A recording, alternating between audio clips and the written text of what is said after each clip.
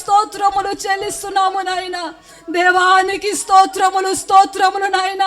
ఈ యొక్క ఆరాధనలో తండ్రి మేమందరము కూడా నీతో ఏకీభవించే అనుభవమును నీవు మాకు అనుగ్రహించిన యేసయ్యానికి స్తోత్రములు నాయన.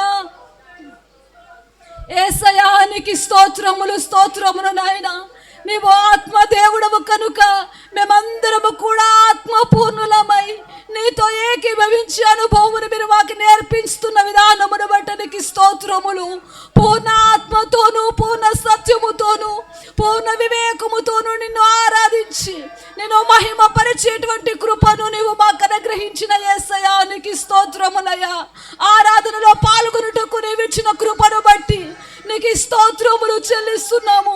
ఎంతో మంది సమయమును చూడక, ఈ గడియను చూడక కాలంలో కనుమరుగైన వారు ఎందరో ఉన్నారు. నేను ప్రభువా తండ్రి విచ్చలవిడిగా రోడ్ల పైన తిరుగుచున్న వారు ఎంతో మంది ఉన్నారు. కానీ మేమైతే నీ సన్నిధిలో నిన్ను ఆరాధించి నీతో కలుసుకునే భాగ్యమును నువ్వు మాకు ఇచ్చినందుకు నీకు స్తోత్రములయ్యా. ఆరాధనలోని మహిమ ప్రత్యక్షతలను చూసే కృపను, నీ సన్నిధిని పొందుకునే భాగ్యమును నీవు ఇచ్చుచున్న దేవానికి స్తోత్రములు. మీ ఆత్మాభిషేకమును మేము పొందుకునే కృపను నీవు అనుగ్రహిస్తున్న దేవానికి స్తోత్రములయ్యా. నీ మందిరములోనికి వచ్చిన ఎవరు కూడా తండ్రి వ్యర్థముగా ఒకటి చేతులతో ఇంటికి వెళ్ళకూడనట్లుగా ఆరాధనలో ప్రతి ఒక్క బిడ్డను మీరు దర్శించి నీ ఆత్మ బలము చేత బిడ్డలు మీరు దర్శించి ప్రతి ఒక్కరి పైన మీ ఆత్మను కుమ్మరిస్తూ ప్రతి ఒక్కరిని మీరు దర్శిస్తూ బలపరుస్తున్న దేవానికి స్తోత్రములయ్యా. దేవానికి వందనములు, స్తోత్రములైనా. పరిశుద్ధాత్మ దేవానికి స్తోత్రములు చెల్లిస్తున్నాము నాయన. యేసయ్యానికి స్తోత్రములు నాయన. నీ సన్నిధిలోనైనా ప్రభు అంటు కట్టబడిన ప్రతి కుటుంబము కూడా ఆరాధనలోనైనా ప్రభు ఏకీభవించి అనుభవమును మీరు నేర్పించండి నాయన. నేనయ్యా తండ్రి నీ మందిరంలోనికి వచ్చుచున్న వారు ప్రభువ శ్రద్ధా భక్తులు కలిగి నీ మందిరంలోనికి వచ్చి నిన్ను మహిమపరిచే భాగ్యమును, నిన్ను ఆరాధించే భాగ్యమును ప్రతి ఒక్క బిడ్డకు మీరు అనుగ్రహించి మహిమను పొందమని ప్రార్థన చేస్తున్నాం. ఇంతవరకునైనా ఆరాధనలో పాల్గొనుటకు నీవిచ్చిన కృపను బట్టి నీకు స్తోత్రములు. ఈ యొక్క అమూల్యమైన సమయంలో మీ సేవకులు నీ పక్షులను నిలబడి నీ వాక్కులు వితుచు ఉండగా బలమైన ఆత్మ చేత మీ దాసును నింపి మహిమను పొందండి నాయన. దేవానికి వందనములు, స్తోత్రములు. నీ బిడ్డలు ఎవరెవరైతే తండ్రి ఏ సమస్యల చేత నీ మందిరంలోనికి వచ్చి ఉన్నారో, ఏ శోధన చేత, వేదన చేత, దుఃఖము చేత నైనా ప్రభువా ఆర్థిక ఇబ్బందుల చేత, అనారోగ్య సమస్యల చేత ఎవరెవరైతే తండ్రి ఎంతో వేదన చేత నీ మందిరంలోనికి అడుగు పెట్టి ఉన్నారో వారందరూ కూడా నీ మాటలు విన్న తర్వాత ఆదరణ పొందుకోవాలి. నేను తండ్రి ప్రభు నీ మాటలు వినగానే సంతోషమును నేను ప్రభు పొందుకున్నట్లుగా నీ కృపను దయచేయండి. ప్రతి ఒక్క బిడ్డతో నీవే సూటిగా తేటగా మాట్లాడండి. మీ దాసుని నోటిని నీవు బోరగా మీరు వాడుకొనండి నాయన. నేను ఆ ప్రభువానికి స్తోత్రములు. ఎవరైతే శ్రద్ధ కలిగి భయభక్తులు కలిగి నీ మాటలు వినుచున్నారో వారందరి మీదకి నీ పరిశుద్ధాత్మాభిషేకము దిగవచ్చునట్లుగా నీ కృపా సహాయము దయచేసి మహిమను పొందుమని యేసు నామములో అడిగి వేడుకొనుచున్నారు తండ్రి. ఆమేన్, ఆమేన్. దేవుని పరిశుద్ధ నామానికి సమస్త మహిమా ఘనత కీర్తి ప్రభావాలు కలుగునుగాక. కొంచెం ముందుకు జరిగి కూర్చోండి తల్లి. క్రమంగా లైన్కు ఒక ముగ్గురు చొప్పున క్రమంగా కూర్చోండి. కొంచెం ముందుకు జరగండి. చూసుకున్నారా ఇంతకు నేను కరెక్ట్గా ఉన్నానా లేనా అని చూసుకోండి ఒకసారి. ఎన్నుకున్న వాళ్ళు పాపం కలుతూనే లేదు, అసలుకి నాకు సంబంధమే లేదండి.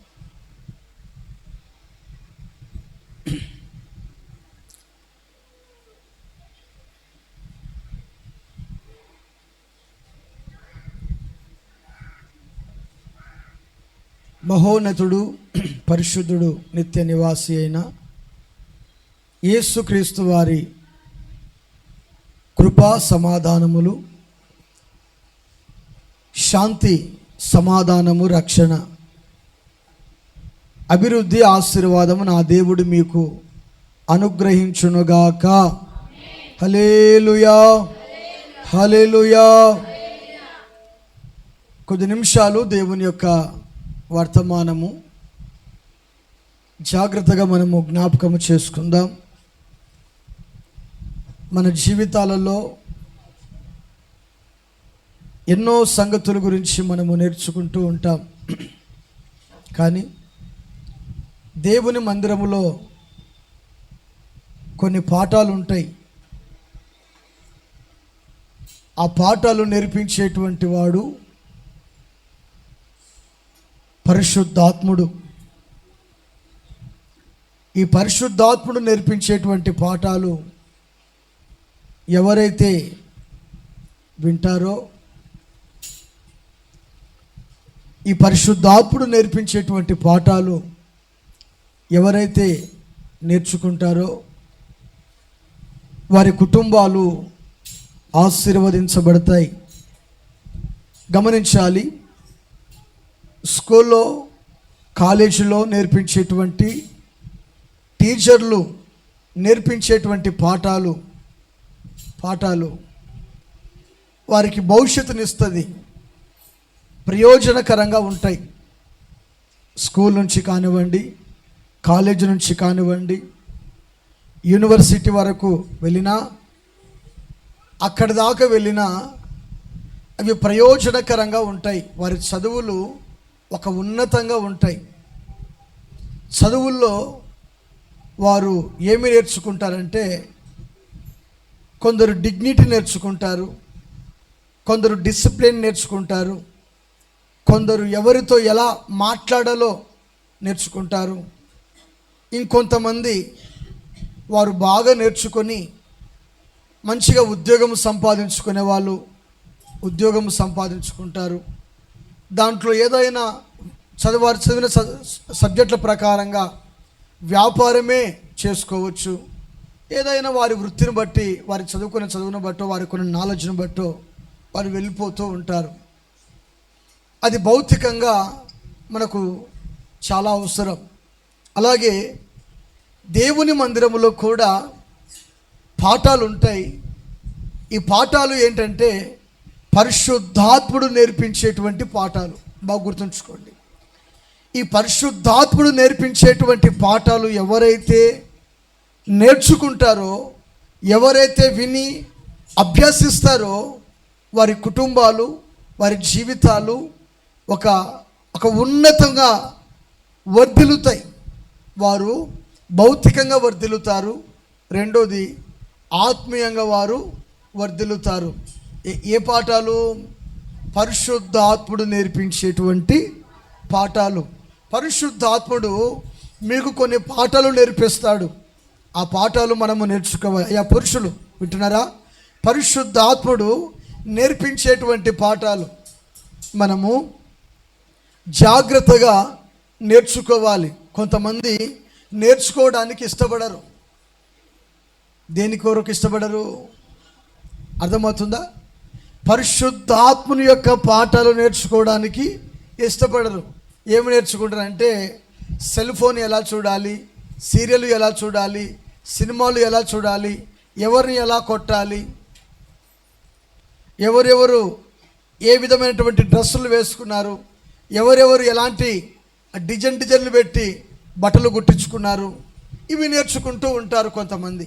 ఇంకొంతమంది వ్యాపారాలు ఎలా చేయాలో నేర్చుకుంటారు, ఉద్యోగం ఎలా చేయాలో నేర్చుకుంటారు, ఒక కంప్యూటర్ టైపింగ్ ఎలా చేయాలో నేర్చుకుంటారు. రకరకాలుగా ఒక బైకు మెకానిక్ మరి తన పని కూడక తాను ఏ విధంగా మరి నేర్చుకునేటువంటి విధానంలో తన పనిలో తాను నిమగ్నుడై ఉంటాడు. ఒక్కసారి ఒక పని నేర్చుకున్న తర్వాత ఆ పని అతనికి ఈజీ అవుతుంది. నేర్చుకున్న పని ఈజీ అవుతుంది. ఒక టైలరింగ్ ఉందనుకోండి, టైలర్ ఉన్నాడు అనుకోండి, ఈ టైలర్ ఏం చేస్తాడంటే కట్ చేసేవాడిని మాస్టర్ అంటారు. మీకు అర్థమవుతుందా? కట్ చేసేవాడిని మాస్టర్ అంటారు. ఈ మాస్టరు కట్ చేసి కొలతల ప్రకారంగా కట్ చేసి ఇదిగో కుట్టేటువంటి ఆ మిషన్ వ్యక్తికి ఇస్తే ఆ వ్యక్తి చక్కగా దాన్ని కుట్టగలుగుతాడు. కటింగే వంకర టింకలు పోయిందనుకోండి, ఏమవుతుంది? అది బ్లౌజ్ పీస్లే కానివచ్చు, షర్ట్ పీస్లే కావచ్చు, ప్యాంటు పీస్లే కావచ్చు. ఏమవుతుంది? కటింగ్ తేడా ఉందనుకోండి, అతనికి ఉన్నటువంటి ఫిట్నెస్, అతనికి ఉన్నటువంటి ఆ యొక్క షర్టు మెజర్మెంటు కొలతలన్నీ కూడా తొలగిపోయి అందవికారంగా కనబడుతుంది. చూడండి, ఒక గుండి ఇక్కడ గుండి కింది షర్టుకు పై షర్టుకు బాగా బటన్స్ కానీ ఆ హోల్స్ కానివ్వండి, ఆ యొక్క బటన్స్ కానివ్వండి కరెక్ట్గా ఉన్నాయనుకోండి, కరెక్ట్గా కూర్చుంటుంది. అదే వచ్చి రాని వాడు షర్టు కుట్టాడు అనుకోండి, బటన్స్ పెట్టాడు అనుకోండి, చూసారా మీరు, చిన్న ఉన్నప్పుడు ఓ గుండి ఈడ పెడితే ఓ గుండి ఈడ అంటే తెలియదు వాళ్ళకు, నేర్చుకోలేదేమో. ఈ షర్టు ఇలా కరెక్ట్గా ఇక్కడ రాదు, ఇక్కడ మెజర్మెంట్ అనేది కరెక్ట్గా కూర్చోదు. ఎందుకు? కటింగ్ తేడానా, ఏమి తేడా అంటే అది కుట్టే విధానంలో, గుండీలు బటన్స్ పెట్టే విధానంలో తేడా ఉంది కనుక అవి ఏమవుతాయంటే షర్టు ఇంచులు అయిపోతుంది. అందుకని అందవికారంగా అది కనబడుతుంది. అంటే నేర్చుకోలేదు, ఇతడు సరిగ్గా నేర్చుకోలేదు. దేవుని వాక్యం అంటుంది, నువ్వు నేర్చుకోవడానికి దేవుని మందిరమునకు రావాలి. కొట్టు చప్పట్లు గట్టిగా. పరిశుద్ధాత్ముని యొక్క పాఠాలు నువ్వు నేర్చుకోవడానికి రావాలి. ఇక్కడ నేర్చుకున్న వ్యక్తి ఆత్మీయతలో పడిపోడు, ఆశీర్వాదములో పడిపోడు, అభివృద్ధిలో పడిపోడు. ఎక్కడ నేర్చుకున్న వ్యక్తి, అమ్మా అయ్యా వింటున్నారా, ఎక్కడ నేర్చుకున్న వ్యక్తి? పరిశుద్ధాత్ముని యొక్క పాఠాలు నేర్చుకున్న వ్యక్తి. మన ప్రభు అయిన యేసుక్రీస్తు ప్రభువారు 2025 సంవత్సరాల కిందట ఈ లోకములో మానవునిగా సంచరించేటువంటి దినాల్లో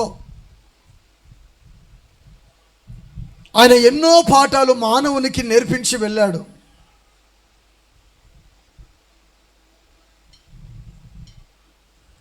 ఆ నేర్పించేటువంటి పాఠాల్లో మానవుని ఎంతగానో ప్రభావితము చేశాయి ఆయన బోధలు. అయితే సంఘానికి పరిశుద్ధాత్ముడు ప్రభు అయిన యేసుక్రీస్తు ద్వారా మనకు ఎన్నో సత్యమైన విషయాలను తాను బయలుపరుస్తూ తెలియపరుస్తూ ఉన్నారు. కానీ కొందరు వింటున్నారు, ఇంకొందరు వినట్లేదు. కొందరు చెవిన పెడుతున్నారు, కొందరు పెడచెవిన పెడుతున్నారు. కనుక పరిశుద్ధాత్ముని యొక్క పాఠాలు వారు నేర్చుకోలేకపోతున్నారు. ప్రియ దేవుని సంఘమా, దేవుని సేవకునిగా మీకు చెప్పేటువంటి మాట ఏమిటంటే, దేవుని మందిరానికి మనం ఎందుకు వస్తున్నామంటే నేర్చుకోవడానికి వస్తున్నాము. హల్లెలూయా. ఏం చేయడానికి వస్తున్నాము? ఒకప్పుడు త్రాగుబోతు, ఒకప్పుడు తిరుగుబోతు, ఒకప్పుడు విచ్చలవిడిగా తిరిగావు, ఒకప్పుడు ఇష్టానుసారంగా జీవించావు, ఒకప్పుడు రాయి కనబడినా, చెట్టు కనబడినా, పుట్ట కనబడినా, ఒక కుండ కనబడినా, ఒక బిందె కనబడినా, ఒక బావి కనబడినా ఏం చేసుకుంటూ వెళ్ళిపోయావు? మ్రొక్కుకుంటూ వెళ్ళిపోయావు. ఆకాశానికి మొక్కావు, సూర్యునికి మొక్కావు, చంద్రుడికి మొక్కావు, నక్షత్రాలకు మొక్కావు, భూమికి మొక్కావు, పర్వతాలకు మొక్కావు. కానీ ఇక్కడికి వచ్చిన తర్వాత ఏది మొక్కాలో ఏది మొక్కకూడదో నువ్వు నేర్చుకున్నావో నేర్చుకోలేదా? పరిశుద్ధాత్ముని యొక్క పాఠాలు నువ్వు ఎప్పుడైతే వింటున్నావా? పరిశుద్ధాత్ముని యొక్క పాఠాలు నువ్వు ఎప్పుడైతే వినడం ప్రారంభించావో, ఏది మొక్కాలో ఏది మొక్కకూడదో, ఏది తినాలో ఏది తినకూడదో నువ్వు నేర్చుకుంటున్నావు. ఒకప్పుడు వ్యభిచారంతో బ్రతికేవానివి, ఈరోజు నువ్వు వ్యభిచారం చేయట్లేదు. ఒకప్పుడు దొంగవి, ఇప్పుడు దొంగతనం చేయట్లేదు. ఒకప్పుడు నువ్వు నరహంతకుడివి, ఇప్పుడు నరహత్య చేయట్లేదు. ఒకప్పుడు నీవు ఇతరుల మీద చాడీలు చెప్పేటువంటి వ్యక్తివి, ఇప్పుడు చాడీలు చెప్పట్లేదు. కారణం ఏమిటంటే ఇక్కడికి వచ్చిన తర్వాత పరిశుద్ధాత్ముడు నీకు నేర్పిస్తున్నాడు. మీకు అర్థమవుతుందా? ఎవరు నేర్పిస్తున్నారు? పరిశుద్ధాత్ముడు నేర్పిస్తున్నాడు. పరిశుద్ధాత్ముడు నేర్పించేటువంటి పాఠాలకు మనము లోబడాలి. పరిశుద్ధాత్ముడు నేర్పించిన పాఠాలకు విధేయులము కావాలి. పరిశుద్ధాత్ముడు నేర్పించిన పాఠాలకు మనము బద్ధులమై ఉండాలి. ఒకవేళ మనము పరిశుద్ధాత్ముడు నేర్పించేటువంటి పాఠాలకు విధేయులము కాలేదనుకోండి, మన కొరకు ఆరని అగ్నిగుండము సిద్ధంగా ఉంది. గుర్తుందా? ఏది సిద్ధంగా ఉంది?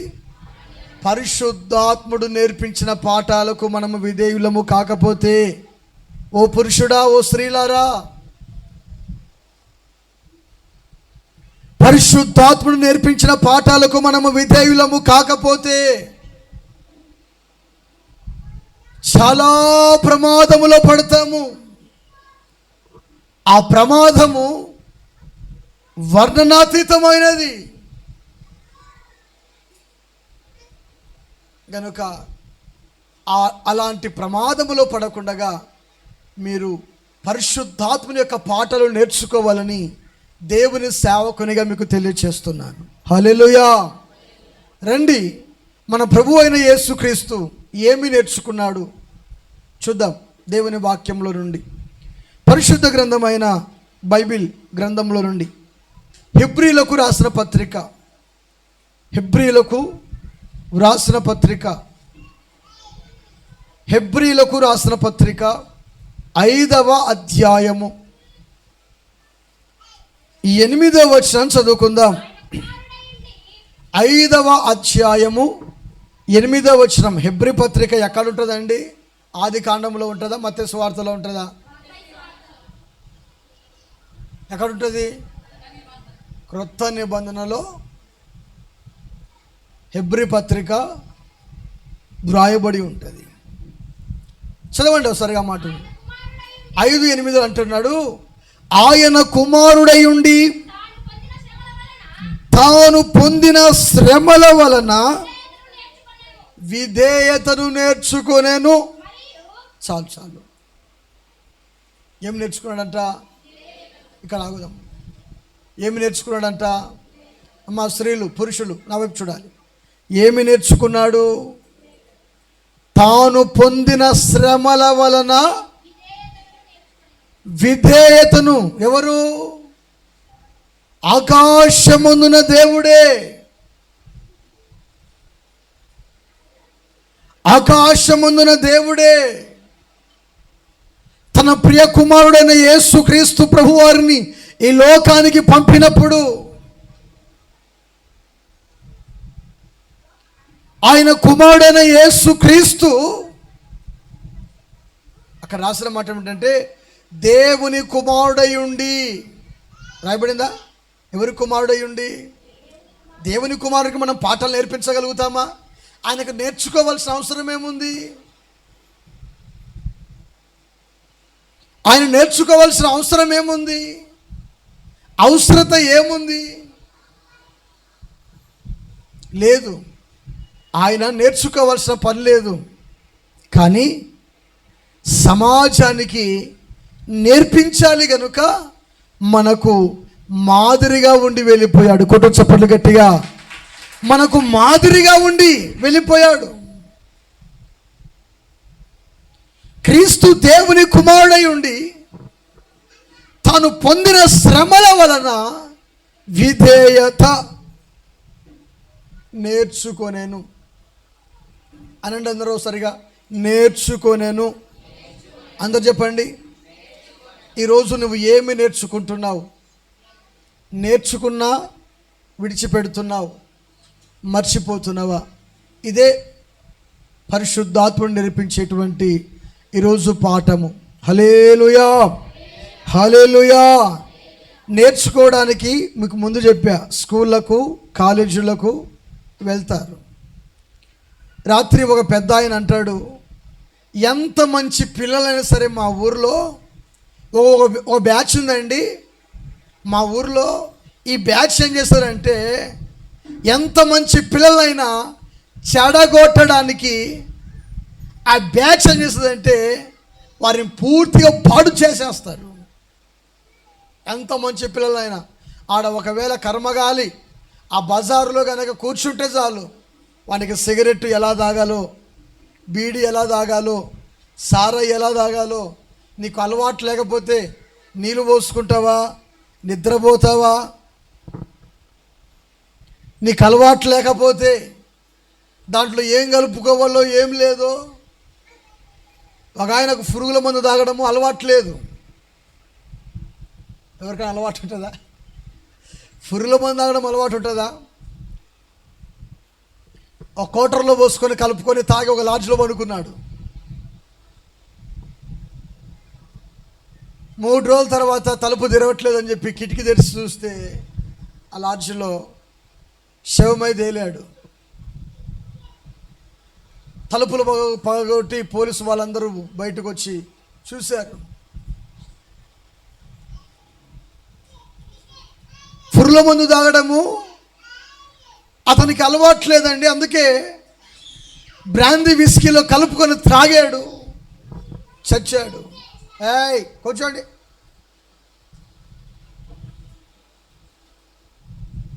కలుపుకొని తాగాడు, చచ్చాడు.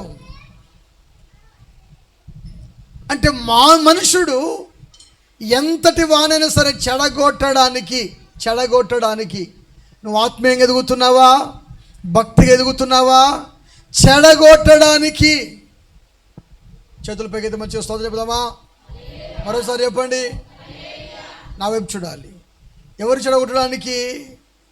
అపవాది చెడగొట్టడానికి ఎన్నో కుయుక్తులు కలిగి ఫ్రెండ్లోకైనా దూరొచ్చు, భార్యలోకైనా దూరొచ్చు, భర్తలోకైనా దూరొచ్చు, ఇంకా నీ ఇంట్లో నీ అత్తమామలోకైనా దూరొచ్చు. నీ ఆత్మీయతను పాడు చేయడానికి అపవాది పరాయి స్త్రీలోనైనా దూరవచ్చు, పరాయి పురుషులోనైనా కానీ దూరవచ్చు. ఎవరు దూరుతారు? అపవాది దూరడు అనుకోండి, నీ ఆత్మీయత ఏమైపోతుంది? నువ్వు నేర్చుకున్న పాఠాలు ఏమైపోతాయి? పలకరే, ఏమైపోతాయి? ఇప్పుడు నేర్చుకున్నవన్నీ కూడా ఒక రోజున ఇయర్ ఎండింగ్లో ఫైనల్ ఎగ్జామ్స్ పెడతారు. వింటున్నారా? ఈ ఫైనల్ ఎగ్జామ్స్ పెట్టినప్పుడు నువ్వు రాసింది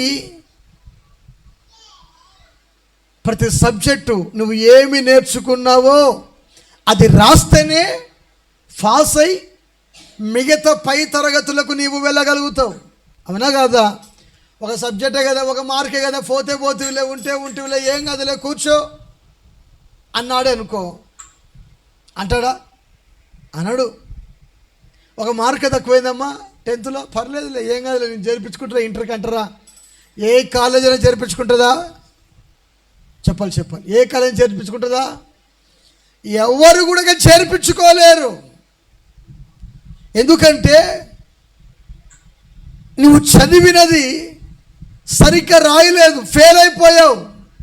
అవసరమైతే మరలా ఎగ్జామ్స్ పెడతారు. ఎందుకు? ఫెయిల్ అయ్యావు కనుక.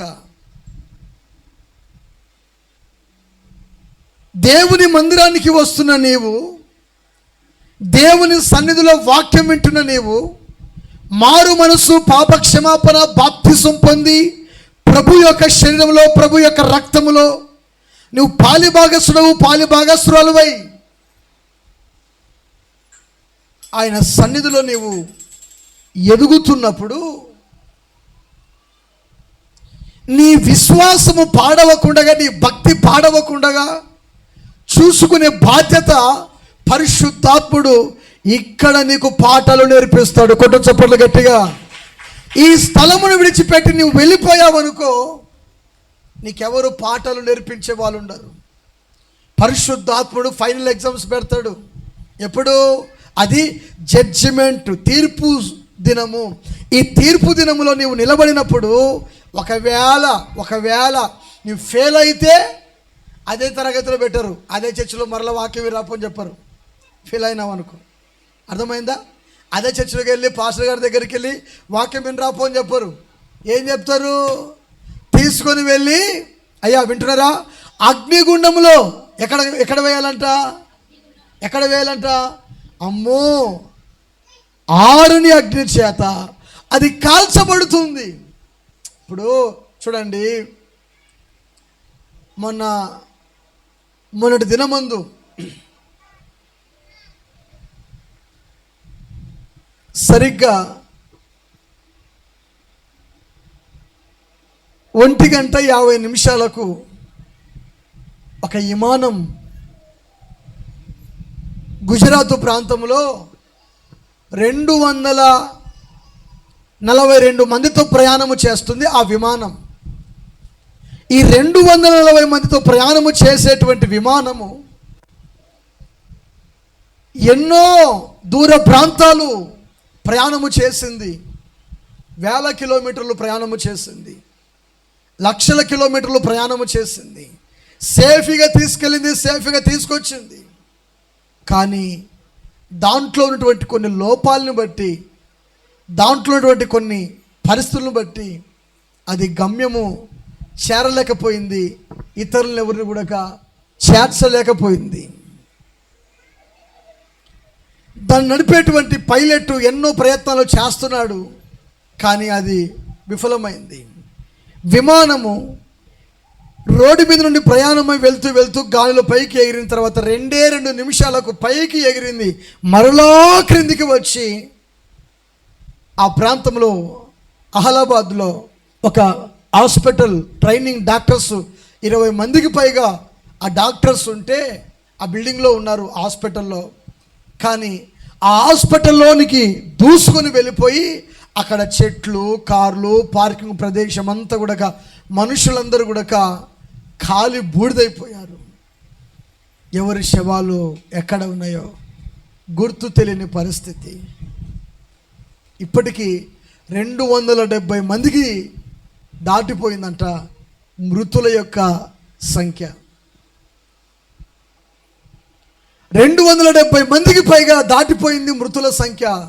కారణం ఏమిటయ్యా అంటే అది బాగానే పనిచేసిందండి, బాగానే తీసుకెళ్ళిందండి, బాగానే ప్రయాణమై వెళ్ళిపోయారండి, కానీ కాలిపోయారు. నా భర్త ఎవరు, నా భార్య ఎవరు, నా పిల్లలు ఎవరు, నా కొడుకు, నా కూతురు, నా కుటుంబ సభ్యులు, నా ఫ్రెండ్స్ ఎవరు గుర్తుపట్టలేని పరిస్థితుల్లో ఆ ప్రాంతంలో కన్నీరై మున్నీరుగా గుండెలు బాదుకుంటూ, మన దేశమోలే కాదు ఇతర దేశాలు, బ్రిటన్ దేశస్తులు, ఆయా దేశానికి చెందినటువంటి వాళ్ళు అందులో ప్రయాణమే వెళ్తున్నారు. ఎంత ఘోరం జరిగిపోయిందండి. దాంట్లో ఉన్నది సామాన్యుల, బీదల.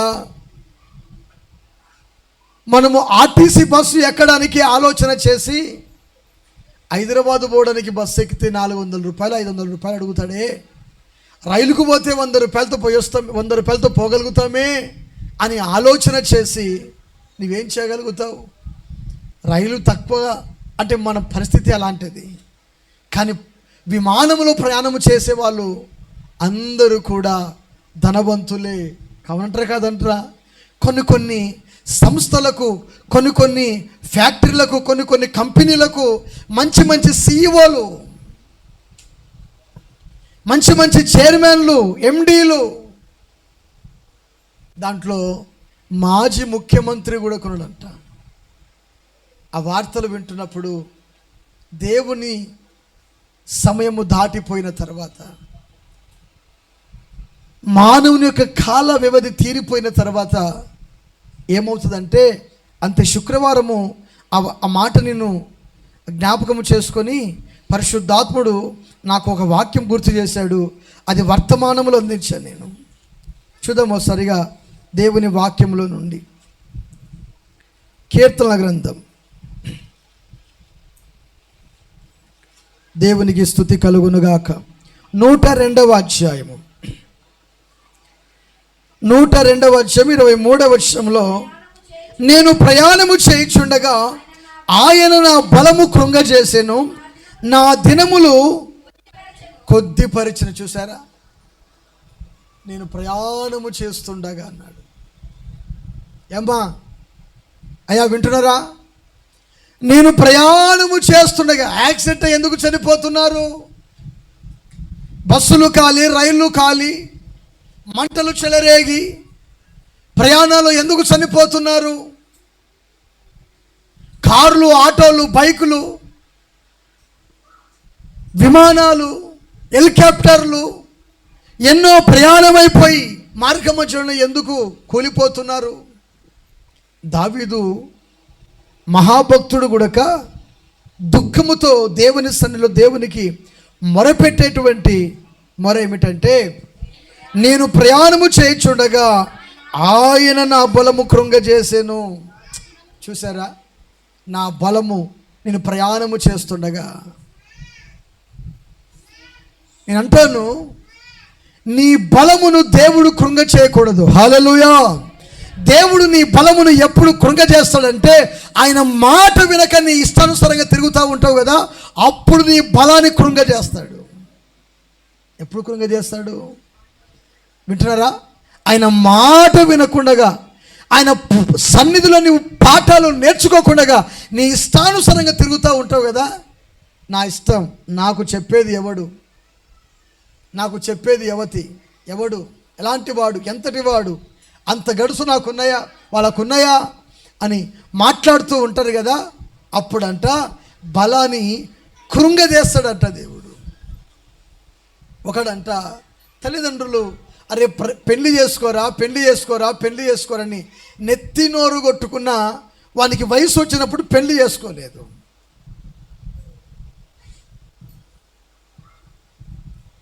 వాడు పెళ్లి చేసుకోలేదు. తల్లిదండ్రులు అంటున్నారు, అరే పెళ్లి చేసుకోనా, నువ్వు పెళ్లి చేసుకోరా బాగుపడతావు, యవనస్తుడవు అని కుటుంబ సభ్యులు తల్లిదండ్రి బ్రతిమాలుకుంటా ఉన్నా కానీ వాడు పెడచెవున పెట్టేశాడు.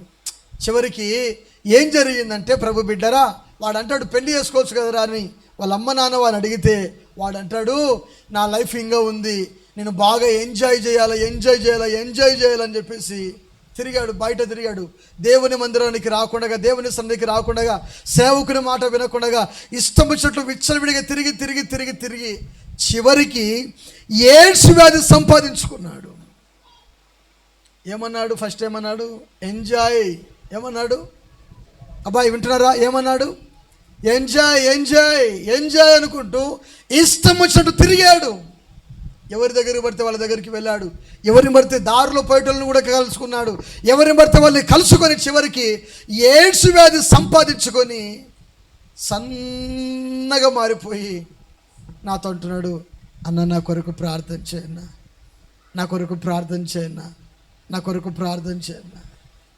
ఏమీ లేదు. ఒక వారం రోజులకేమో చనిపోయాడు.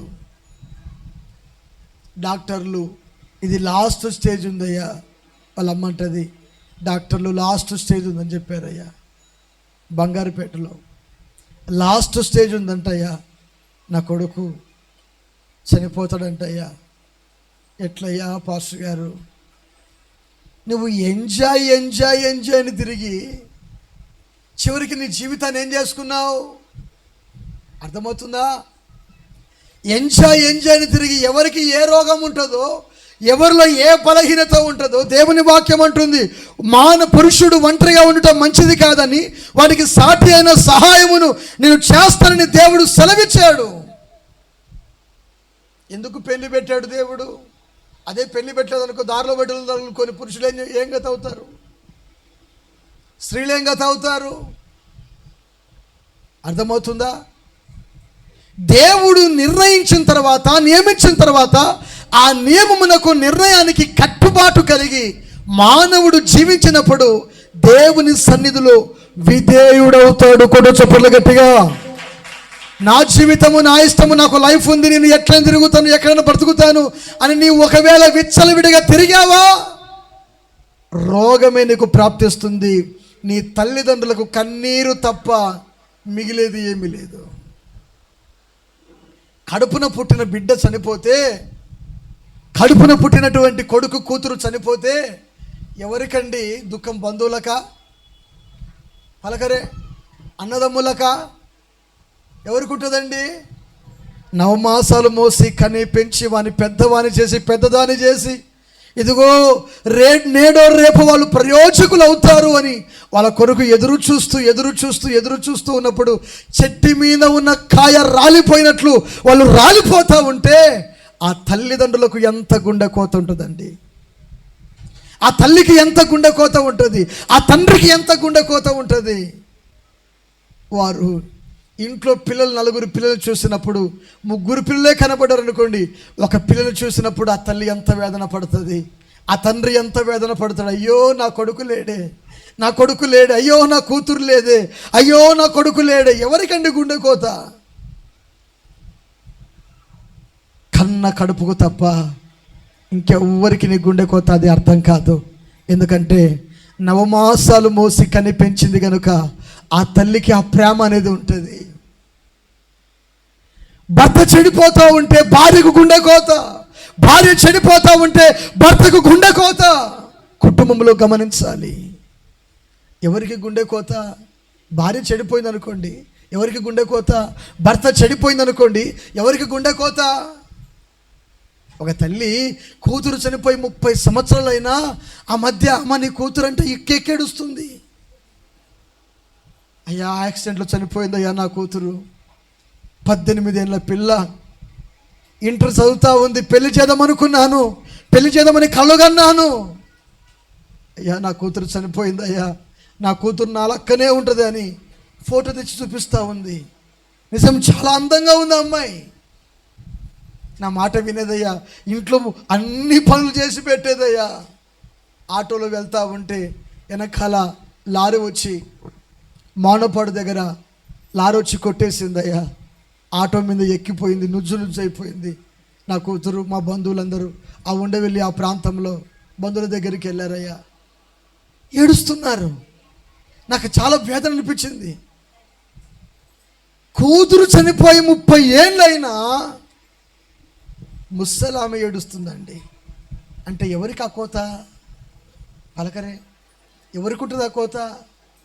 కన్న తల్లికి. తండ్రి కన్నా తండ్రి గుండెలో బాధ పెట్టుకొని దిగమింగుకొని ధైర్యంగా ఉంటాడు. తల్లి కంట్లోనే మెదులుతూ ఉంటుంది, కూతురు కానీ కొడుకు కానీ. అందుకని దేవుని వాక్యం అంటుంది, మీరు ఇక్కడ నేర్చుకొనకపోతే ఇంకా ఎక్కడ కూడా నేర్చుకోలేరు. ఈ స్థలములో పరిశుద్ధాత్మ నేర్పించేటువంటి పాఠాలు ఒక ఉన్నతమైనవి. హల్లెలూయా. అందుకని దేవుని వాక్యం అంటుంది, దేవుని కుమారుడై ఉండి తాను పొందిన శ్రమల వలన విధేయత నేర్చుకున్నాడు. నా ప్రియమైన దేవుని బిడ్డలారా, బైబిల్ గ్రంథంలో ఒక వ్యక్తి ఉన్నాడు. ఆ వ్యక్తి పేరు ఏమిటంటే సంసోన్. ఏం పేరు అనే పేరు? ఏం పేరు అనే పేరు? సంసోన్.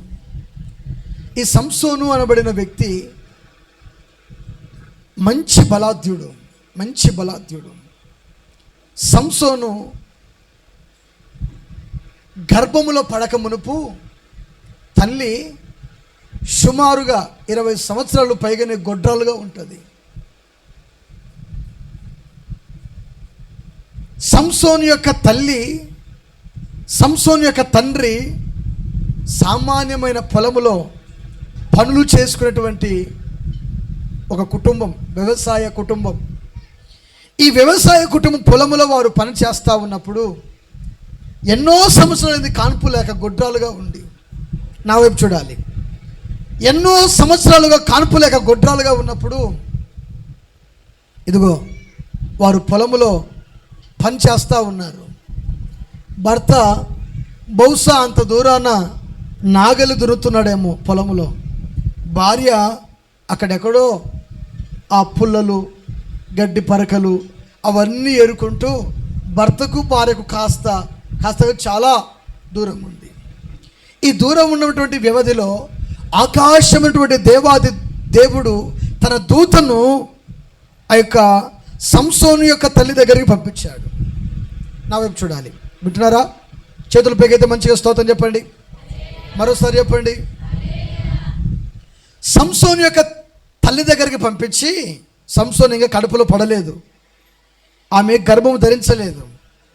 ఆ దూత మాట్లాడుతూ ఉన్నారు, ఇదిగో మానోహ భార్య, నువ్వు కాన్పు లేక ఎన్నో సంవత్సరాల నుంచి గొడ్రాలుగా ఉన్నావు కదా, ఆకాశముందున దేవుడు సెలవిచ్చాడు, ఇదిగో ఫిలిస్తీయుల చేతిలో నుండి ఇశ్రాయేలీయుల ప్రజలను విడిపించడానికి, రక్షించడానికి దేవుడు నీ కుమారుని నీ గర్భంలో నుండి వచ్చేటువంటి కుమారుని కోరుకుంటున్నాడు గనుక ఆ కుమారుని దేవుని కొరకు నువ్వు పెంచు, నీవు మత్తు పానీయము కానీ లేకపోతే అపవిత్రమైన స్థలాలకు, అపవిత్రమైనవి ఏవి కూడా నీవు ముట్టకూడదు అని ఆ దేవుని యొక్క దూత మానోహ భార్య సంసోను యొక్క తల్లికి సెలవిస్తుంది. ఈ మాట సెలవిచ్చినప్పుడు ఈ మాట సెలవిచ్చినప్పుడు ఆయన అంత దూరాన ఉంటాడు. భార్యతో దేవుని యొక్క దూత మాట్లాడుతూ ఉంటుంది, నేను గొడ్రాల్ని, నాకు కాన్పు కలగలేదు, నాకు పిల్లలు కాలేదు, ఇప్పుడు నాకు పిల్లలు పుడతారా అటువంటి ఆలోచనలో పడిపోయి ఆ దూత వెళ్ళిపోయిన తర్వాత ఇదిగో భర్త దగ్గరికి పరిగెత్తుకుంటూ వెళ్ళి, ఏమండి ఏమండి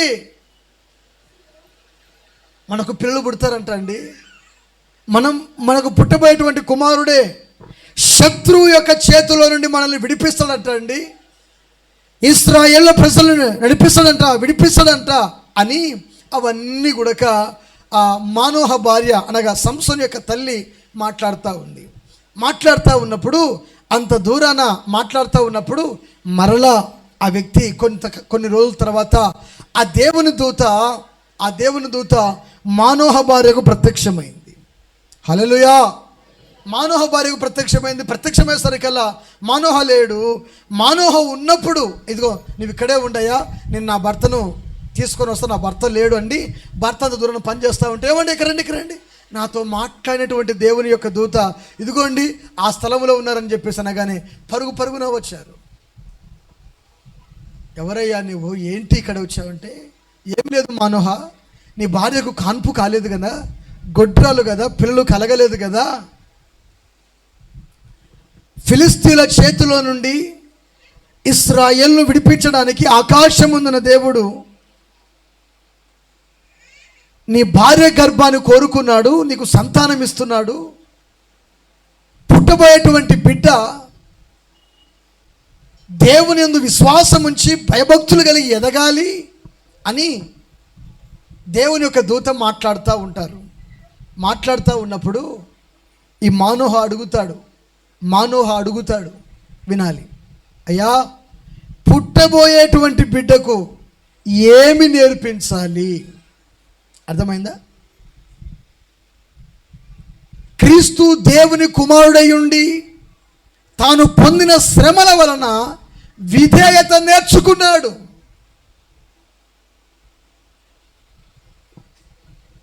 ఇక్కడ కూడా మానోహ అడుగుతున్నాడు దేవుని దూతతో, అమ్మా వింటున్నారా? దేవుని దూతతో మానోహ అడుగుతున్నాడు, పుట్టబోయేటువంటి బిడ్డకు మేము ఏమి నేర్పించాలి? వాళ్ళకు నిన్ను ఏమి నేర్పించాలి? వాళ్ళు ఏమి నేర్చుకోవాలి? రండి, న్యాయాధిపతుల గ్రంథం 13వ అధ్యాయం. బైబిల్ అటువంటి వారు 13వ అధ్యాయం ఎన్నో వచనం తల్లి? 8వ వచనం. రైట్, నాతో పాటు చదవండి. అందుకు మానోహ మాట్లాడచ్చు, నా ప్రభువా, నీవు పంపిన దైవజనుడు మరలా మా యొద్దకు వచ్చి పుట్టబోవు ఆ బిడ్డకు మేము ఏమి చేయవలెనో దాన్ని మాకు నేర్పునట్లు దయచేయుమని యెహోవాను వేడుకొనగా దేవుడు మానోహ ప్రార్థన ఆలకించెను గనుక ఆ స్త్రీ పొలములో కూర్చుండగా దేవుని దూత ఆమెను దర్శించెను. ఆ సమయమంది ఆమె పెనిమిటి అయిన మానోహ ఆమె యొద్ద ఉండలేదు గనుక ఆ స్త్రీ త్వరగా పరిగెత్తి,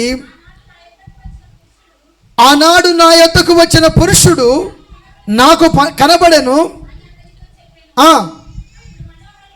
అప్పుడు మనోహ లేచి తన భార్య వెంబడి వెళ్ళి ఆ మనుషుని యొద్దకు వచ్చి మాట్లాడుచు, నా భార్యతో మాట్లాడిన వాడవు నీవేనా అని అతన్ని అడుగగా అతడు నేనే అనెను. అందుకు మానవ మాట్లాడుచు, కావున నీ మాట నెరవేరినప్పుడు ఆ బిడ్డ ఎట్టివాడు అగునో అతడు చేయవలసిన కార్యం ఏమిటో తెలుపుమని. చూడండి, పుట్టబోయేటువంటి బిడ్డ ఎలాంటి వాడు కావాలి, వానికి మేము ఏమి నేర్పించాలి, వాడు ఏమి నేర్చుకోవాలి అన్నప్పుడు దాని కింద చదవండి ఒకసారిగా మాటను. నేను ఆ స్త్రీతో చెప్పినదంతయు ఆమె చేసుకునేవలెను. ద్రాక్షవల నుండి పుట్టినది ద్రాక్ష పండ్లు కానీ ఏది తినకూడదు. ఆమె ద్రాక్ష రసమునైనను మద్యమునైనను త్రాగకూడదు. అపవిత్రమైనది ఏదైనా కూడా తినకూడదు. నేను ఆమెకు ఆజ్ఞాపించిన దంతయు ఆమె చేసుకునే వాళ్ళని మనోహతో చెప్పాను. చాలు. ఇక్కడ పుట్టబోయేటువంటి బిడ్డకు ఏమి చేయాలి, ఏమి నేర్పించాలి అంటే గర్భములో ఇంకా పడక మునుపే ఏమి నేర్పించాలి.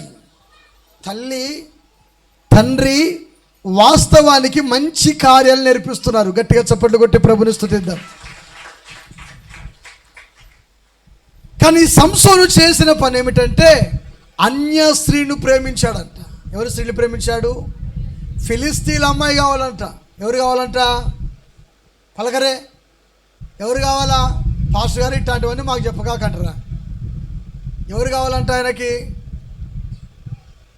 చేతులు పైకెత్తి మంచిగా స్తోత్రం చెప్పండి. 2 చేతులు పైకెత్తి చెప్పండి.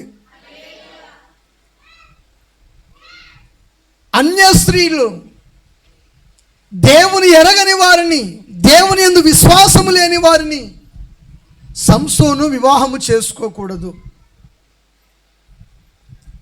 తల్లిదండ్రులు వయసు వచ్చిన తర్వాత ఎన్నో పర్యాయం నేర్పించారు. నాన్నా నువ్వు అలా ఉండకూడదు, ఇలా ఉండకూడదు, అలా ఉండకూడదు, ఇలా ఉండకూడదు. ఈ సంసోను ఫిలిస్తీన్ల అమ్మాయిని ప్రేమించాడు. చివరికి ఏమైపోయిందంటే ఆ అమ్మాయి తండ్రి సంసోను యొక్క స్నేహితునిచ్చి పెళ్లి చేసి వేరే వానికి ఇచ్చి పెళ్లి చేశాడు. అది చాప్టర్ క్లోజ్ అయిపోయింది. చేతులు పైకైతే మంచిగా స్తోత్రం చెప్పండి. మరోసారి చెప్పండి. హలో, హల్లెలూయా, హల్లెలూయా. వింటున్నారా? వాటికి చాప్టర్ క్లోజ్ అయిపోయింది. సంసోను దెలీలా అనబడిన ఒక స్త్రీ ఉందండి. వినాలి. ఎవరు? దెలీలా గురించి ఎంతమంది తెలుసా మీకు? 1 2 3 4 5. దెలీలా తెలుసా? మీ ఇంటి పక్కన ఉంటుంది ఆమె. ఎక్కడుంటుంది? ఎక్కడుంటుంది? బైబిల్లో ఉన్నది. మీ ఇంటి పక్కన ఉండవచ్చు, కానీ వాళ్ళు మంచోళ్ళు. దెలీలా అనబడిన స్త్రీ ఒక అన్యురాలు. అన్యులతో సహవాసము చేయకూడదు, అన్యులతో సాంగత్యము చేయకూడదని వాక్యము సెలవిస్తూ ఉంది. ఇతగాడు చేసిన పని ఏమిటంటే తన కామ వాంఛ తీర్చుకోవడానికి అన్య స్త్రీతో సహవాసము చేసి చివరికి శాపాన్ని కొని తెచ్చిపెట్టుకున్నాడు.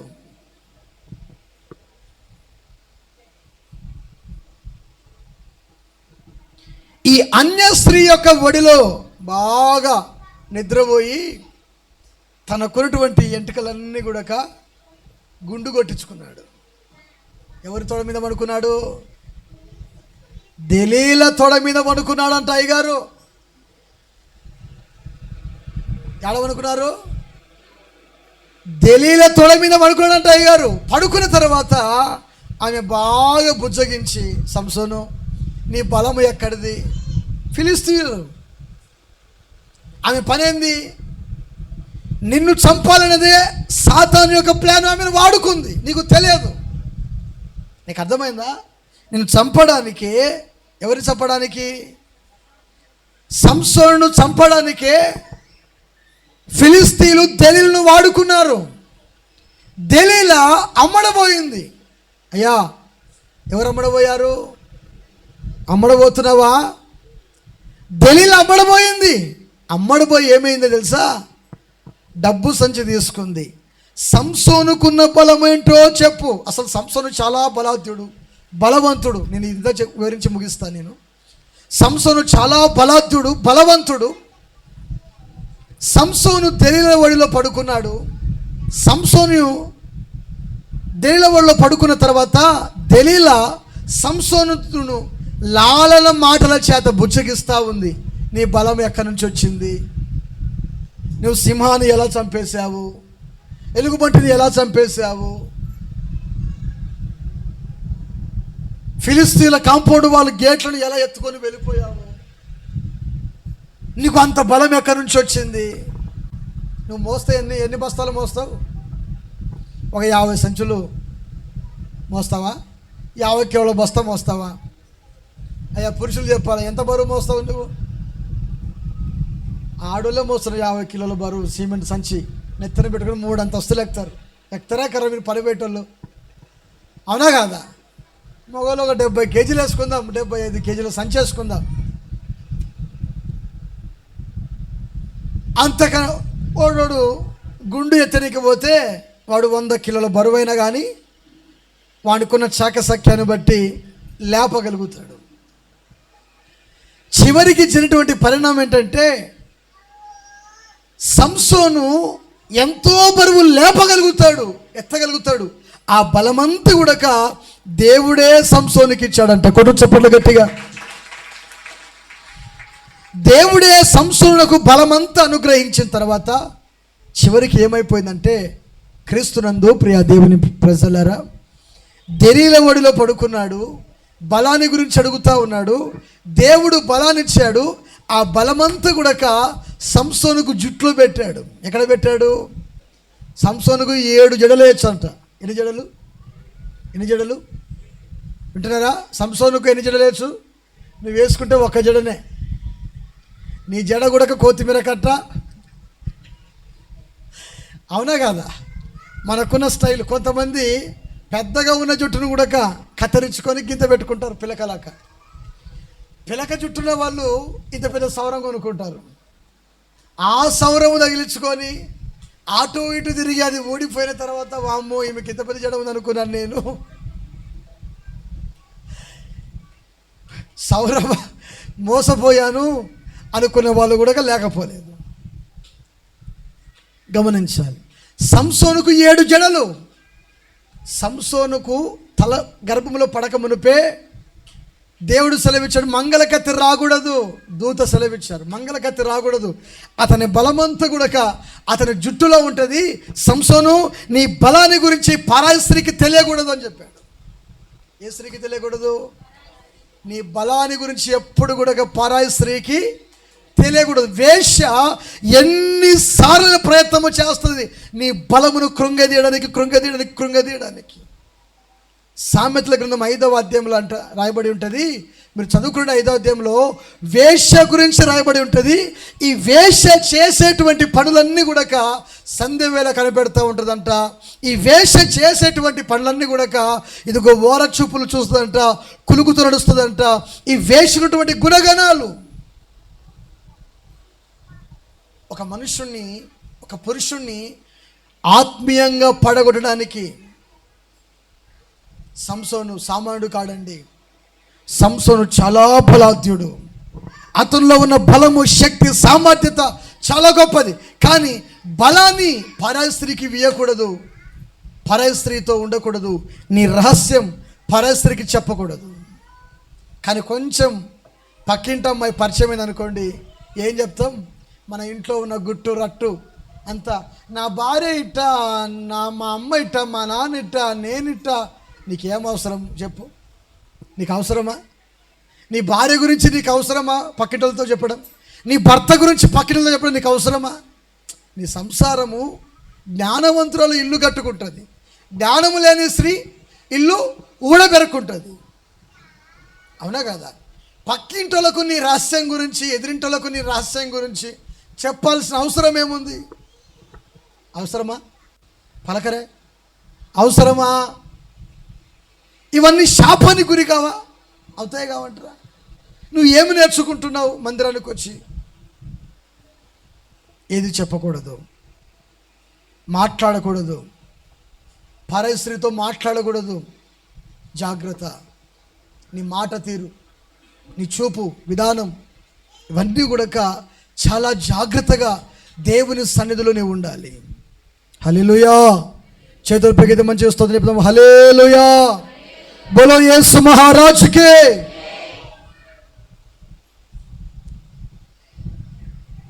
దేవుని సన్నిధిలో సంసోను ఎంతో క్రమంగా పెరిగిన వ్యక్తి స్త్రీ వ్యామోహంలో పడిపోయి చివరికి కుటుంబాన్ని, తన జీవితాన్ని శాపంగా మార్చుకున్నాడు.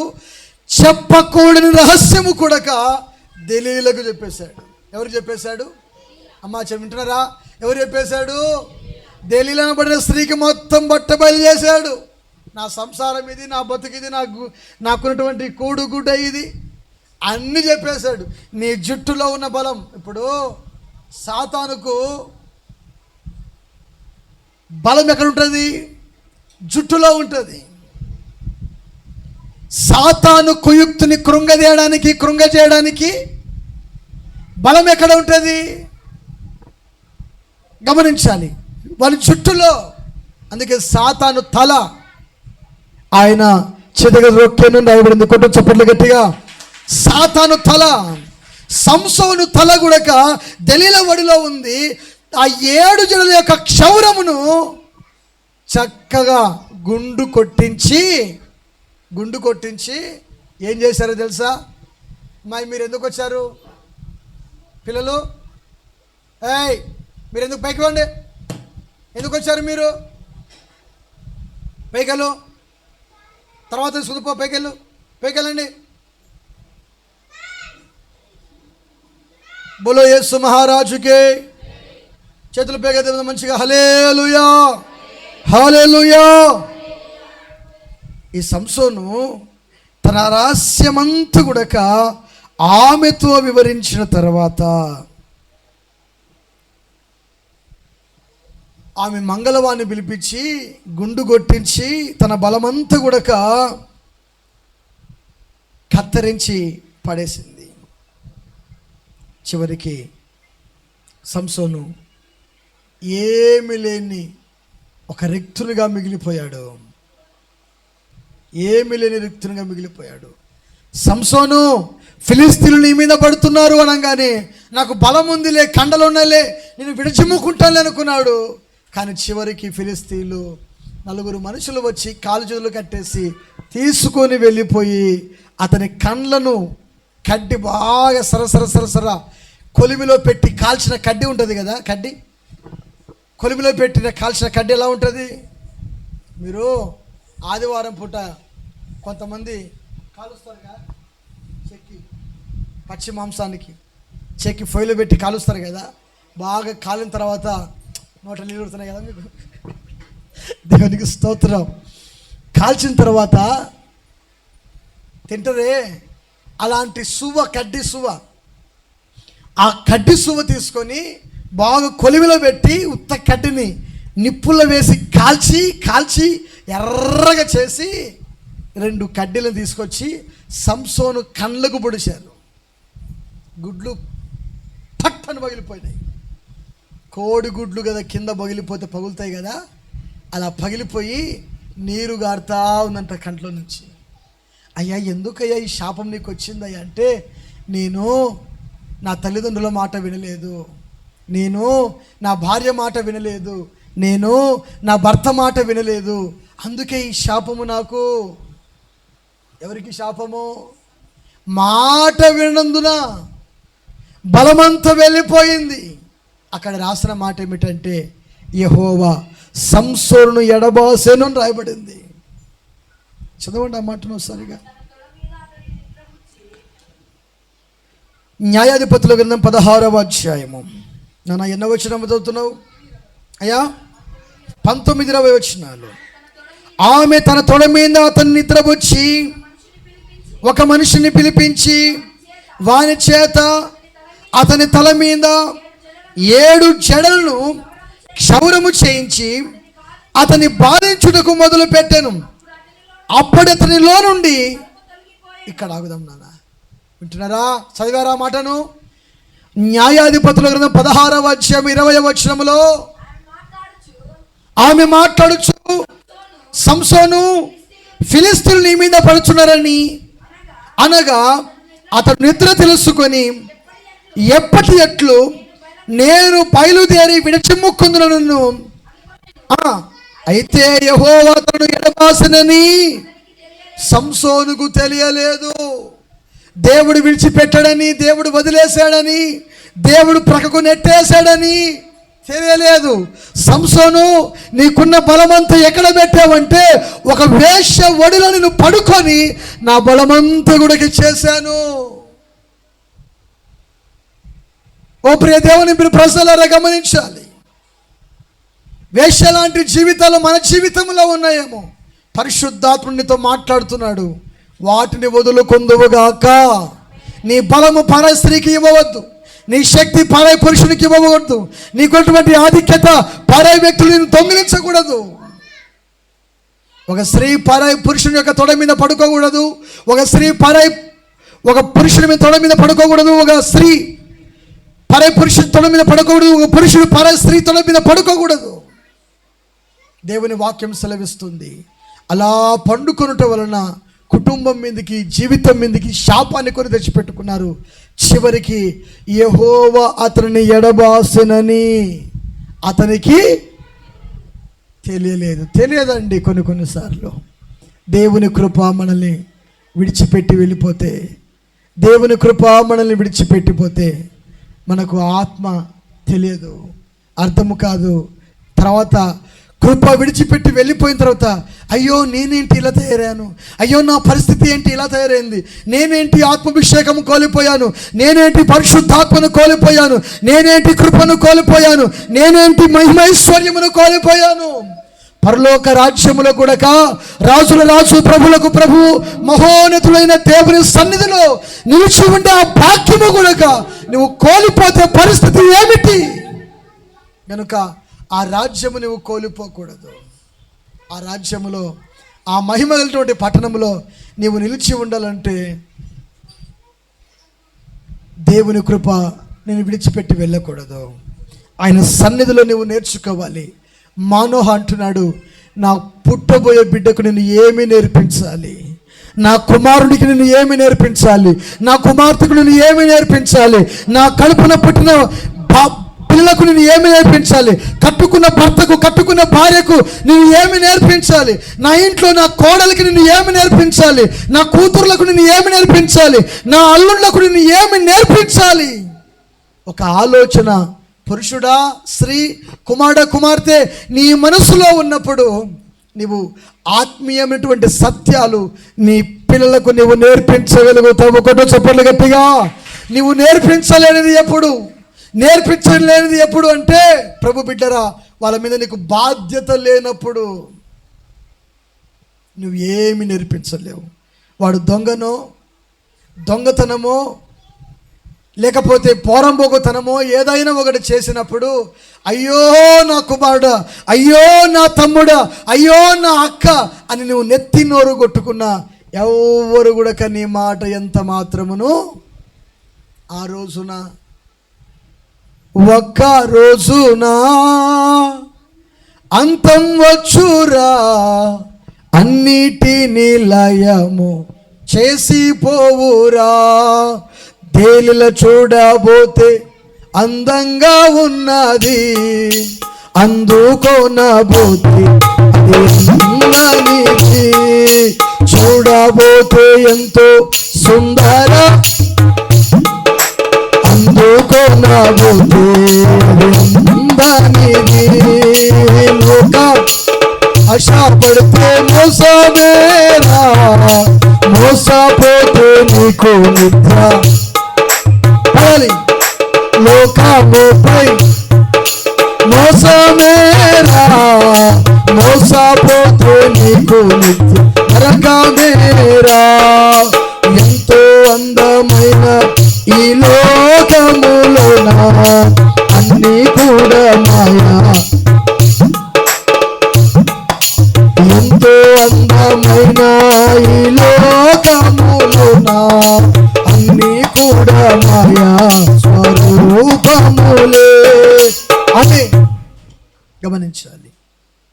సంసోను నేర్చుకోలేకపోయాడు, పాఠాలు నేర్చుకోలేకపోయాడు, తన జీవితం మీదకి శాపం కొని తెచ్చిపెట్టుకున్నాడు. అందుకే యెహోవా తనను ఎడబాసెనని అతనికి తెలియనే ప్రమాదము తెలిసి వస్తుందా తెలియకుండా వస్తుందా? చెప్పాలి. విమానంలో ప్రయాణం చేసిన వాళ్ళకి తెలిసి వచ్చిన ప్రమాదము, తెలియకుండా వచ్చిందా? అందులో ఉన్న బిల్గేట్స్, ధనికులు, గొప్పవాళ్ళు, మంచి మంచి కంపెనీలకు సీఈఓలు, సాఫ్ట్వేర్ ఇంజనీర్లు, మంచి మంచి ఆలోచనతో వాళ్ళు వెళ్ళారు. కానీ అదే వారికి చివరి రాత్రి, చివరి దినం అయిపోయింది. గమనించాలి క్రీస్తునందు ప్రియ దేవుని బిడ్డరా, ప్రమాదము తెలియదు. దేవుని యొక్క అభిషేకము కూడా నీ నుండి వెళ్ళిపోయినప్పుడు నీకు తెలియదు. యెహోవా నిన్ను ఎడబాసిన సంగతి కూడా నీవు అయ్యా వింటున్నావా, ఎరగలేదు, నీకు తెలియదు. కనుక చివరికి ఏమైపోతున్నావు, ఏమి నేర్చుకుంటున్నావు?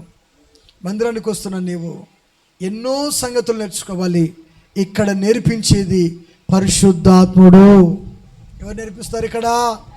చెప్పాలి, ఎవరు నేర్పిస్తారు ఇక్కడ? పరిశుద్ధాత్ముడు నేర్పించేటువంటి పాఠాలు ఇక్కడ లోకములో నుండి నిన్ను వేరు చేసి నిత్య జీవములోనికి ఆయన నిన్ను దాటిస్తాడు. కనుక ఆ పాటలు నువ్వు నేర్చుకోవాలి. దేవుని వాక్యంలో నుండి చూద్దాం. తీతుకు రాసిన పత్రిక 3వ అధ్యాయము 14వ వచనం. తీతుకు రాసిన పత్రిక 3వ అధ్యాయము 14వ వచనం చదువుకుందాం. మనవారును నిష్ఫలులు కాకుండా నిమిత్తము అవసరమును బట్టి సమయోచితముగా సత్క్రియలను ఏం చేసడం నేర్చుకోవాలి సంగమా? సత్క్రియలను, దేవుని సన్నిధిలో సత్క్రియలను అంటే భక్తితో కూడినటువంటి నీ జీవితాన్ని తీసుకున్నారా? మీరు బైబిల్ రాయబడిందా? తీసుకోలేదు ఇంకా. చదవండి ఆ మాటను. మనవారును నిష్ఫలులు కాకుండా నిమిత్తము అవసరమును బట్టి సమయోచితముగా సత్క్రియలను శ్రద్ధగా చేయుటకు. తబిత సత్క్రియలను శ్రద్ధగా చేయడానికి ఆమె నేర్చుకుంది. అపోస్తల కార్యము 9వ అధ్యాయం 38వ వచనంలో తబిత గురించి రాయబడింది. తబిత శ్రద్ధ భక్తులు నేర్చుకుంది. ఎలా క్రమంగా ఉండాలో, ఎలా సంఘాన్ని ప్రేమించాలో, ఎలా పరిచర్య చేయాలో నేర్చుకుంది. కొంతమంది నేర్చుకుంటారు, వదిలేస్తారు. పాటలు పాడేది నేర్చుకుంటారు, ప్రార్థన చేసేది నేర్చుకుంటారు, పరిచర్య చేసేది నేర్చుకుంటారు, వంట చేసేది నేర్చుకుంటారు. కానీ చివరికి ఏం చేస్తారు? చెడగొడతారు. ఏం చేస్తారు? ఒకప్పుడు ఆ అక్క సాంబారు బాగానే చేసేది, ఒకప్పుడు ఆమె అన్నం బాగానే వండేది, ఒకప్పుడు ఆమె బండలు బాగానే దురిసేది, ఒకప్పుడు ఆ అక్క అంట్లు బాగానే తోమేది, ఒకప్పుడే. ఇప్పుడేముండదు, అన్నీ ఒకప్పుడే. ఒకప్పుడు అక్క బాగా పలకరించేది, ఆ అన్న ఒకప్పుడు బాగా పలకరించేవాడు, ఈ మధ్య పలకరించట్లేదు. ఆ అక్క ఒకప్పుడు ఒకప్పుడు అప్పుడు కానే ఉన్నావు, కానీ ఇప్పుడు సంగతి. అప్పుడు నేను అప్పుగా అర్థం అనుకోనంటే కట్టలేకపోయానంటే అప్పుడు సంగతి కాదా, ఇప్పుడు కట్టు ఫస్ట్ అంటారు. అన్నా కదా. ఇప్పుడు అసలు ఇప్పుడు ఏం జరుగుతుంది? సత్క్రియలు శ్రద్ధగా చేయడం నువ్వు నేర్చుకో, పలకరించడం నేర్చుకో, మాట్లాడడం నేర్చుకో, వందన వచనం చెప్పడం నేర్చుకో, ప్రేమగా ఉండడము నేర్చుకో. ఇక్కడ నువ్వు నేర్చుకోలేదనుకో, ఎన్ని ప్రార్థనలు చేసినా, ఎన్ని ఉపవాసాలున్నా, ఎంత కానుకలు ఇచ్చినా, ఎంతగా నువ్వు భక్తిగా ఉన్నా, నీ భక్తి అంతా కూడా బురదలో పోసినట్లే. ఏడబోసినావు? బురదలో పోసినట్లే నీ భక్తి అంతా కూడా. కనుక అలాంటి దౌర్భాగ్యమైనటువంటి పరిస్థితుల నుండి విడుదల పొందుదువుగాక. చెప్పలేరు కదా కొంతమంది. చెప్పినారా చెప్పలేదా? ఆమె చెప్పినారా చెప్పలేదా? చెప్పలేదు అనుకుంటా. నాకు వినబడలేదు సరిగ్గా. గట్టి చెప్పండి. నాకు వినబడలేదు. ఎందుకు చెప్పినారు? ఎందుకో చెప్పమన్నావు, చెప్పిన అంతే. ఎందుకో చెప్పమన్నావు, చెప్పిన. కాదు. శ్రద్ధ భక్తి కలిగి నేర్చుకోవాలి సంఘములో పాఠాలు. ఇక్కడ ప్రిన్సిపల్, టీచర్, లెక్చరర్ పరిశుద్ధాత్ముడు మాత్రమే. కొట్ట చప్పట్లు గట్టిగా. ఈ పరిశుద్ధాత్ముడు నేర్పించేటువంటి పాఠాలు నువ్వు నేర్చుకుంటే ఉపయోగం కలుగుతుంది, నీకు ప్రయోజనము కలుగుతుంది. కనుక పరిశుద్ధాత్మ నేర్పించేటువంటి పాఠాలు సత్క్రియలను శ్రద్ధగా చేయడానికి నేర్చుకోవాలి. అలాగే ఫిలిప్పీలకు రాసిన పత్రిక 4వ అధ్యాయము 11వ వచనం. ఫిలిప్పీలకు రాసిన పత్రిక 4:11.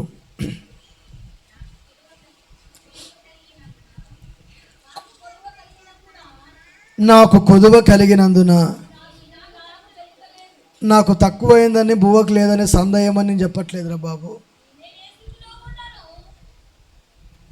నాకు తక్కువ అయిందని మిమ్మల్ని అడగట్లేదురా బాబు.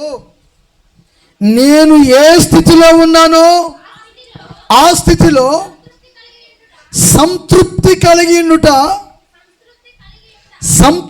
కలిగినుటకు నేర్చుకొని ఉన్నాను. దీన స్థితిలోను ఉండ ఎరుగుదును, సంపన్న స్థితిలో నుండ నెరుగుదును. ప్రతి విషయములో అన్ని కార్యములలో కడుపు నిండుటకును, ఆకలి కొనుటకును, సమృద్ధి కలిగిటకును, లేమిలో ఉండుటకును పౌలు గారు నేర్చుకున్నారంట. కొట్టు చప్పట్లు గట్టిగా. అరే నేను కడుపైన మార్చుకుంటారా?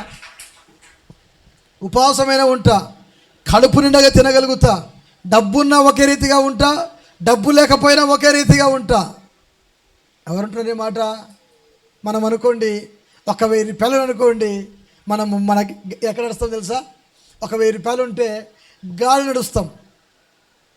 నా అంతటి వీరుడు లేడు, నా అంతటి శూరుడు లేడు, మండి పోదాం మోసవారా, అది మండి ఇంత పెద్ద ప్లేట్కి 4 మెతుకులేసి కూరగాయలు పెడతాడు అంతే. ఎరా వస్తావా? 1000 రూపాయలు నీ దగ్గర ఉండేసరికల్లా ఎన్ని మిడిసిపాట్లు పడగలుగుతావు?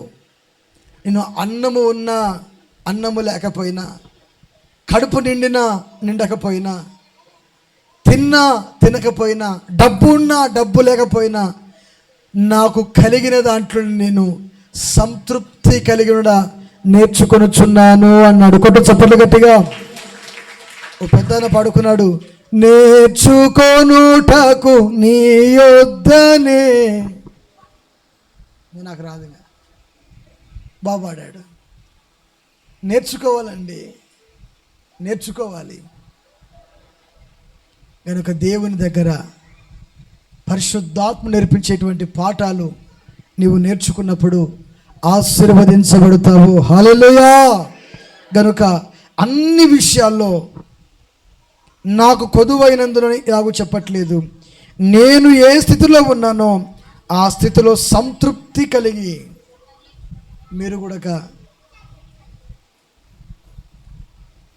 మీరు ఏ స్థితిలో ఉన్నారో ఆ స్థితిలో సంతృప్తిగా ఉండండి. డబ్బున్నా ఒక విశ్వాసమే ఉండని, డబ్బు లేకపోయినా ఒకే విశ్వాసం ఉండని, కొంచెం 4 రూపాయలు సంపాదించినా ఒకే విశ్వాసం ఉండని. కాదని మిడిసి పడితే ఆయన కాలిరగొడతాడు, జాగ్రత్త. కాబట్టి మనకు కలిగిన దాంట్లోనే సంతృప్తిగా బ్రతుకుదుముగాక. హల్లెలూయా. గనుక ఆయన కుమారుడై ఉండి తాను పొందిన శ్రమల వలన విధేయత నేర్చుకున్నాను. మనము ఆయన సన్నిధిలో పాఠాలు నేర్చుకుంటున్నాం. ఆత్మీయంగా ఉండడానికి నేర్చుకుందాం, విశ్వాసంతో నేర్చుకుందాం, బలముతో పరిశుద్ధాత్మతో నింపబడదాం. ఆయన కృప మీకు మీ కుటుంబాలకు తోడుగా ఉండునుగాక. తన పరిశుద్ధ వాక్యం ప్రభు దీవించునుగాక. ఆయన సన్నిధిలో మీరు పాటలు నేర్చుకునే వ్యక్తులుగా నేర్చుకొని విశ్వాసములు ఎదుగుదురుగాక. అందరం లేచి పడదాం. మన మధ్యలో మాధవక్క ఓ పాట పాడుతూ ఉండగా, కృతజ్ఞతార్పణలు పాట పాడుతూ ఉండగా కానుకలు సమర్పించుకుందాం. అందరం లేచి పడదాం.